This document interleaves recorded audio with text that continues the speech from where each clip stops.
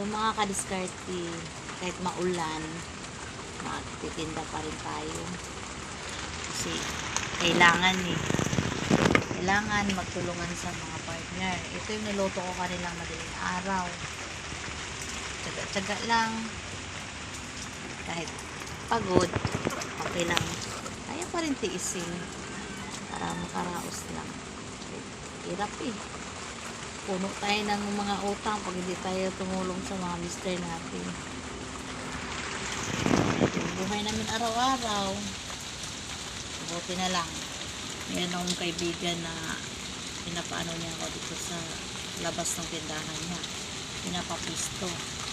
So dati talaga dun kami dito sa harap ko, nakita mo yan, nakita mo yung may grills na tabi ng tindahan. Diyan kami nakapisto dati. Dyan. Kaso lang, pinapaalis na kami kasi ginagamit ng lola niya. Siyempre, yung dati nangangailangan ako ng pisto, pinagbigyan ako ng may-ari. Ngayon, kailangan na ng may-ari yung bahay niya. Dapat din natin magparaya. Huwag na tayo magmatigas kasi patas lang yung laban. Ganun lang yung buhay natin.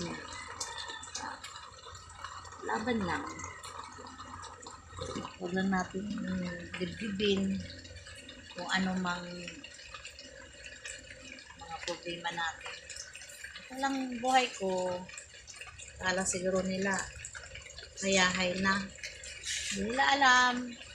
Tsaga-tsaga lang ako dito tuwing madaling araw, magluluto, matulog sa gabi alas 11 dahil mag-prepare pa ng lulutuin sa madaling araw.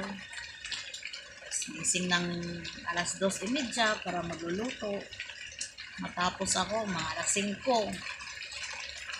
Mga almusal, yun yung almusal, mga ulam, kasi inasahan din ng mga customer ko na may babaonin din sila. Kaya, piso-piso lang yung tubo, okay na. Hindi na natin hangarin yung malaking tubo.